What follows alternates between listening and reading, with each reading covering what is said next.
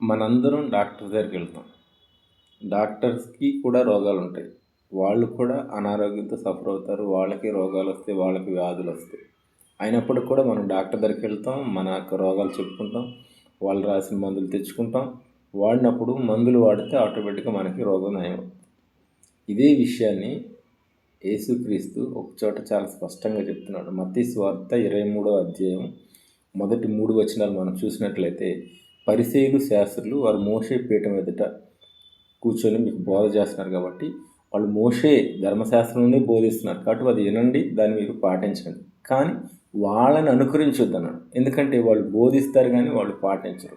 కాబట్టి మనకి ట్రీట్మెంట్ చేస్తున్న డాక్టర్స్ కూడా రోగాలు వస్తాయి కాబట్టి ఆ డాక్టర్ దగ్గరికి మనం ఎందుకు వెళ్ళాలి అని మనం మానేయట్లేదు. వాళ్ళు అనారోగ్యానికి గురవుతున్నారు కదా, నేను ఎందుకు ఆయన దగ్గరికి వెళ్ళాలని అనుకోవట్లేదు. ఎందుకని వెళ్తున్నాం అంటే ఆయన ద్వారా మనకు స్వస్థత రాదు, కానీ ఆయన రాసే మందుల ద్వారా మనకు స్వస్థత వస్తుంది.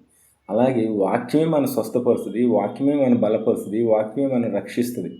కాబట్టి బోధించేవాడు ఎలాంటి వాడు అనేది సెకండరీ థింగ్, కానీ బోధించబడుతుంది అది బైబిల్లో నుంచి అయినప్పుడు ఖచ్చితంగా దాన్ని మనం పాటించడం మంచిది. అదే ప్రభు కూడా చెప్తున్నాడు.